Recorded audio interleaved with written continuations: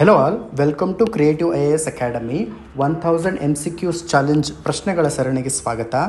ಮೊದಲನೇ ಪ್ರಶ್ನೆ ಈ ರೀತಿಯಾಗಿದೆ. Particularly vulnerable tribal groups are group of tribal communities in India which of the following factors are consider for their categorisation as PVTGS ಅಂತೇಳಿದೆ. ನೋಡಿ, ತುಂಬ ಸಿಂಪಲಾಗಿ ಹೇಳ್ತೀನಿ. PVTGS ಅಂತೇಳಿ ಒಂದು ಟ್ರೈಬಲ್ ಕಮ್ಯುನಿಟಿನ ನಾವು ಡಿಕ್ಲೇರ್ ಮಾಡಬೇಕು ಅಂದರೆ ಯಾವ ಯಾವ ಮಾನದಂಡಗಳು ಬೇಕು ಅಂತೇಳಿ ಈ ಪ್ರಶ್ನೆಗಳಲ್ಲಿ ಕೇಳಲಾಗಿರ್ತಕ್ಕಂಥದ್ದು. ನೋಡಿ, ಇಷ್ಟು ದೊಡ್ಡ ಪ್ರಶ್ನೆನ ನೋಡಿದ ತಕ್ಷಣ ನೀವು ಹೆದರ್ಕೊಳ್ಳೋ ಅವಶ್ಯಕತೆನೇ ಇಲ್ಲ. ತುಂಬ ಸಿಂಪಲಾಗಿ ಹೇಳ್ಕೊಡ್ತೀನಿ.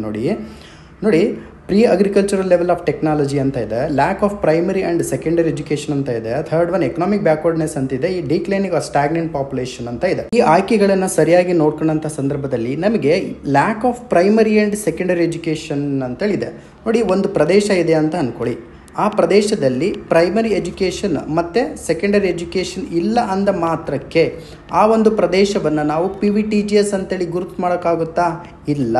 ಆದುದರಿಂದ ಈ ಒಂದು ಆಪ್ಷನನ್ನು ಬಳಸ್ಕೊಂಡು, ಎರಡನೇ ಆಪ್ಷನನ್ನು ಬಳಸ್ಕೊಂಡು ನಾವು ಉತ್ತರವನ್ನು ಈಸಿಯಾಗಿ ಐಡೆಂಟಿಫೈ ಮಾಡ್ಬೋದು. ಹಾಗಾದರೆ ಎರಡನೇ ಆಪ್ಷನ್ ಯಾವ್ಯಾವ ಆಪ್ಷನಲ್ಲಿ ಇದೆಯೋ ಅದು ಸರಿಯಾದ ಉತ್ತರ ಆಗಲಿಕ್ಕಾಗೋದಿಲ್ಲ.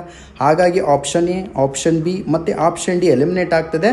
ಸರಿಯಾದ ಉತ್ತರ ಆಪ್ಷನ್ ಸಿ.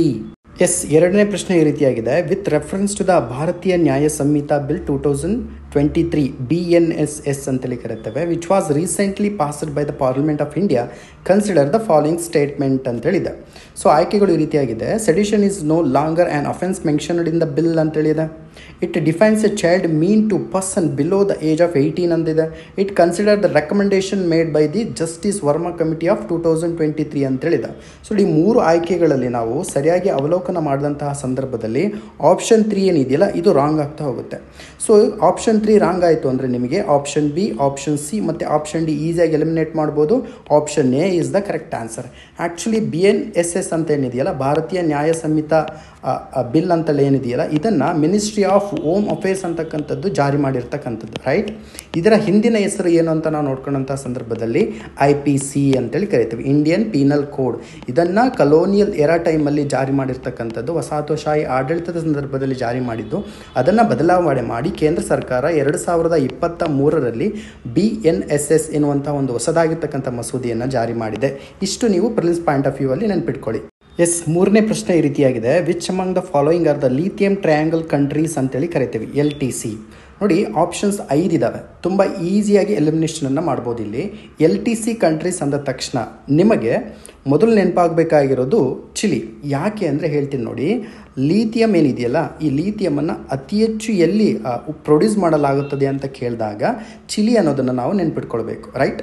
ಚಿಲಿ ಅನ್ನೋದು ಯಾವ ಆಪ್ಷನಲ್ಲಿದೆ? ಓಕೆ, A, B, C ಮತ್ತು D 4 ಆಪ್ಷನಲ್ಲೂ ಇದೆ. ಈ ಥರ ಪ್ರಶ್ನೆಗಳು ಬಂದಾಗ ನಮಗೆ ಸ್ವಲ್ಪ ಫ್ಯಾಕ್ಟ್ಸ್ಗಳು ಗೊತ್ತಿರಲೇಬೇಕು. ಯಾಕೆ ಅಂದರೆ ಅರ್ಜೆಂಟೈನಾ, ಚಿಲಿ ಮತ್ತು ಬೋಲಿವಿಯಾ ಅಂತ ಏನು 3 ರಾಷ್ಟ್ರಗಳಿದ್ದಾವಲ್ಲ, ಆ 3 ರಾಷ್ಟ್ರಗಳಿಗೆ ನಾವು LTC ಕಂಟ್ರೀಸ್ ಅಂತೇಳಿ ಕರಿತೀವಿ, ಅಥವಾ ಲಿಥಿಯಂ ಟ್ರಯಾಂಗಲ್ ಕಂಟ್ರೀಸ್ ಅಂತೇಳಿ ಕರಿತೀವಿ. ಹಾಗಾಗಿ ಇಲ್ಲಿ 2, 3, 5 ಯಾವ ಆಪ್ಷನಲ್ಲಿ ಇದೆಯಲ್ಲ that is the right answer. Brazil ಮತ್ತು ಈಕ್ವಡಾರ್ ಏನಿದೆಯಲ್ಲ, ಈ ದೇಶಗಳು ಇಲ್ಲಿ ಬರೋದಿಲ್ಲ. ಮುಂದಿನ ಪ್ರಶ್ನೆ ಈ ರೀತಿಯಾಗಿದೆ. Which among the following statements can be consider as definitely true about the planets in solar system? ಕಂಪ್ಲೀಟಾಗಿ ಸೌರವ್ಯೂಹಕ್ಕೆ ಸಂಬಂಧಪಟ್ಟಿರ್ತಕ್ಕಂಥ ಪ್ರಶ್ನೆ. 3 ಆಪ್ಷನ್ಸ್ ಇದೆ. ಸ್ವಲ್ಪ ಕಷ್ಟ ಅನಿಸ್ಬೋದು, ಬಟ್ ಈಸಿಯಾಗಿ ಇದನ್ನು ನಾವೇನು ಮಾಡ್ಬೋದು, ಬಿಡಿಸ್ಬೋದು. ಹೇಗೆ? ಮೊದಲನೇ ಆಪ್ಷನ್ ನೋಡ್ಕೊಳ್ಳೋಣ. The asteroids are revolving around the sun between the orbits of terrestrial planets and Jovian planets, which is absolutely right. The terrestrial planets in the solar system are much smaller than the Jovian planets. This is also the right answer actually.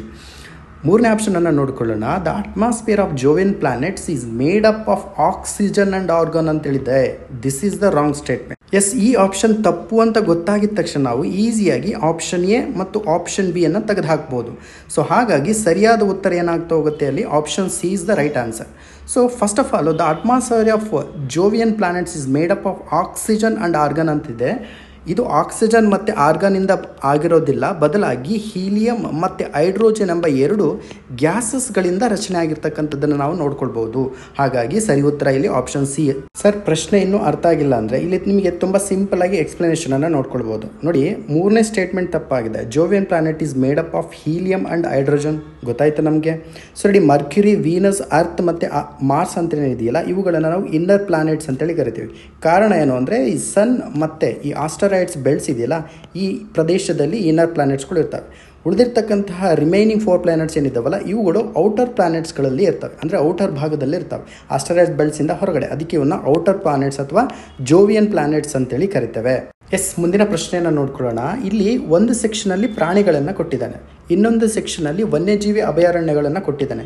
Exclusive ಆಗಿ ನಾವು KPSCಗೆ ಅಥವಾ KSಗೆ ನಾವು ready ಆಗ್ತಿರೋದ್ರಿಂದ Karnataka related ಕೆಲವೊಂದು wild life ಸ್ಯಾಂಕ್ಚುರೀಸ್ಗಳು ನಮಗೆ ನೆನಪಿರ್ಕೊಬೇಕು. ಯಾಕೆ ಅಂದರೆ ನಾವು prepare ಆಗ್ತಾ ಇರೋದು ಕರ್ನಾಟಕ ಸರ್ವಿಸಿಗೋಸ್ಕರ ಅಲ್ವಾ. ಆದುದರಿಂದ ಇಲ್ಲಿ KSಲ್ಲಿ ಈ ಹಿಂದೆ ಕೇಳಿರ್ತಕ್ಕಂಥ PUQಸನ್ನು ನಾವು ತೆಗೆದುಕೊಂಡಿದ್ವಿ. ಯಾಕೆ ಅಂದರೆ ಜಸ್ಟ್ ಫಾರ್ ರೆಫರೆನ್ಸ್ ಪರ್ಪಸ್ಸಿಗೋಸ್ಕರ, ನಿಮಗೆ ಈಸಿ ಆಗಲಿ ಅನ್ನೋ ಉದ್ದೇಶಕ್ಕೋಸ್ಕರ. ರೈಟ್, ಇಲ್ಲಿ ಚಿಂಕಾರ, ಬ್ಲ್ಯಾಕ್ ಬಕ್, 4 ಹಾರ್ನ್ಡ್ ಆಂಟಲೋಪ್, ಸ್ಲೋತ್ ಬೇರ್ ಅಂತೇಳಿದೆ. ಈ ಕಡೆ ನಮಗೆ ಎರಡನೇ ಭಾಗದಲ್ಲಿ ರಾಣೆಬೆನ್ನೂರು, ಧಾರೋಜಿ, ರಂಗಯ್ಯನದುರ್ಗ ಮತ್ತು ಎಡೆಹಳ್ಳಿ ಅಂತೇಳಿದೆ. ನೋಡಿ, ಇದು ದೊಡ್ಡ ಪ್ರಶ್ನೆ. ನೋಡಿದ ತಕ್ಷಣ ನಮಗೆ ಗಾಬರಿ ಆಗೋ ಅವಶ್ಯಕತೆನೇ ಇಲ್ಲ. ನೋಡಿ, ಸ್ಲಾತ್ ಬಿಯರ್ ನಮಗೆ ಧಾರೋಜಿಯಲ್ಲಿ ಕಂಡುಬರುತ್ತೆ ಆ್ಯಕ್ಚುಲಿ. ಓಕೆನಾ, ಬಳ್ಳಾರಿಯಲ್ಲಿ ತುಂಬ ಸುದ್ದಿಯಲ್ಲಿರ್ತಕ್ಕಂಥ ಸ್ಪೀಸೀಸ್ ಇದೆ ಆ್ಯಕ್ಚುಲಿ. ಇದಕ್ಕೆ ಕರಡಿಧಾಮ ಅಂತೇಳಿ ಕೂಡ ಕರಿತೀವಿ, ಧಾರೋಜಿ ಕರಡಿಧಾಮ ಅಂತ ಕರಿತೀವಿ. ಯಾವ ಭಾಗದಲ್ಲಿ ಕಂಡುಬರುತ್ತೆ? ಇದು ಬಳ್ಳಾರಿ ಭಾಗದಲ್ಲಿ ಕಂಡುಬರುತ್ತೆ. ಸೊ ನೋಡಿ, ಡಿ ಆಪ್ಷನ್ನಿಗೆ ಸೆಕೆಂಡ್ ಆಪ್ಷನ್ ಅಂತ ನಮಗೆ ಗೊತ್ತಾಗಿದ ತಕ್ಷಣ ನಮಗೆ ಈಸಿಯಾಗಿ ಯಾವ ಆಪ್ಷನನ್ನು ತೆಗೆದುಬಿಡ್ಬೋದು? ಆಪ್ಷನ್ ಎ ಮತ್ತು ಆಪ್ಷನ್ ಡಿ ಅನ್ನು ತೆಗೆದಿಡ್ಬೋದು. ನಮಗೆ ಫೈಟ್ ಬಿದ್ದಿರೋದೆಲ್ಲಿ? ಬಿ ಮತ್ತು ಸಿ ಅಲ್ಲಿ. ಸೊ ಆದುದರಿಂದ ಕೆಲವೊಂದು ಫ್ಯಾಕ್ಚುಯಲ್ ಇನ್ಫಾರ್ಮೇಷನ್ ನಮಗೆ ಗೊತ್ತಾಗಿರಬೇಕು. ಯಾಕೆ ಅಂದರೆ ಇಂಥರ ಪ್ರಶ್ನೆಗಳಲ್ಲಿ ಫ್ಯಾಕ್ಚುಯಲ್ ಇನ್ಫಾರ್ಮೇಷನ್ ಗೊತ್ತಿಲ್ಲ ಅಂದರೆ ನಮಗೆ ಕಷ್ಟ ಆಗ್ತಾ ಹೋಗುತ್ತೆ. ಚಿಂಕಾರ ನಮಗೆ ಎಡೆಹಳ್ಳಿ ವೈಲ್ಡ್ ಲೈಫ್ ಸ್ಯಾಂಕ್ಚುರಿಯಲ್ಲಿ ಕಂಡುಬರುತ್ತೆ. ಎ ಆಪ್ಷನ್ ನಮಗೆ 5th ಕಂಡುಬರುತ್ತೆ. ನೋಡಿ, 4th ಬಿ ಆಪ್ಷನಲ್ಲಿ ನಮಗೆ ಸರಿಯಾದ ಉತ್ತರ ಕಂಡುಬರುತ್ತೆ. Chinkara related to Edahalli, black buck is related to Ranebennur, 4 horned antelope is related to Rangayyanadurga ಅಂತೇಳಿ ಕರಿತೀವಿ. ನಿಮಗೆ ರೆಫರೆನ್ಸಿಗೋಸ್ಕರ ಕೆಲವೊಂದು ನ್ಯಾಷನಲ್ ಪಾರ್ಕ್ಸ್ ಮತ್ತು ಸ್ಯಾಂಕ್ಚುರೀಸ್ ಆಫ್ ಕರ್ನಾಟಕದಲ್ಲಿ ಕಂಡುಬರತಕ್ಕಂತಹ ನ್ಯಾಷನಲ್ ಪಾರ್ಕ್ಸ್ಗಳು ಮತ್ತು ವೈಲ್ಡ್ ಲೈಫ್ ಸ್ಯಾಂಕ್ಚುರೀಸ್ಗಳ ಒಂದು ಲಿಸ್ಟನ್ನು ಕೊಡಲಾಗಿರುವಂಥದ್ದು. ನಿಮಗೆ ಘಟಪ್ರಭಾ ಆಗಿರ್ಬೋದು, ದಾಂಡೇಲಿ, ರಾಣೆಬೆನ್ನೂರು, ತುಂಗಭದ್ರಾ, ಶರಾವತಿ ವ್ಯಾಲಿ ಆಗಿರ್ಬೋದು, ಮೂಕಾಂಬಿಕಾ, ಶೆಟ್ಟಿಹಳ್ಳಿ, ಭದ್ರಾ, ಸೋಮೇಶ್ವರ, ಅದರ ಜೊತೆಗೆ ಆದಿನಚುಂಚನಗಿರಿ, ಮೇಲ್ಗಟ್ಟೆ ಟೆಂಪಲ್ ಆಗಿರ್ಬೋದು, ನುಗು ಪ್ರಾಜೆಕ್ಟು ತುಂಬ ಇಂಪಾರ್ಟೆಂಟು. ಈಗ ಆಲ್ರೆಡಿ ಈ ಒಂದು ನುಗು ಪ್ರಾಜೆಕ್ಟ್ ಅಥವಾ ನುಗು ವೈಲ್ಡ್ ಲೈಫ್ ಸ್ಯಾಂಕ್ಚುರಿ ಬಗ್ಗೆ ಪ್ರಶ್ನೆಯನ್ನು ಕೇಳಲಾಗಿರುವಂಥದ್ದು. ಆಮೇಲೆ ಬಿಳಿಗಿರಿ ರಂಗನಾಥ ಆಗಿರ್ಬೋದು, ಬಂಡೀಪುರ ಆಗಿರ್ಬೋದು, ರೈಟ್, ಬನ್ನೇರುಘಟ್ಟ, ಇವೆಲ್ಲವೂ ಕೂಡ ಇಂಪಾರ್ಟೆಂಟ್ ಆಗಿರೋದ್ರಿಂದ ಒಂದು ಬಾರಿ ಇದನ್ನು ನೀವು ಗ್ಲಾನ್ಸ್ ಮಾಡಬೇಕಾಗತ್ತೆ. Thank you so much.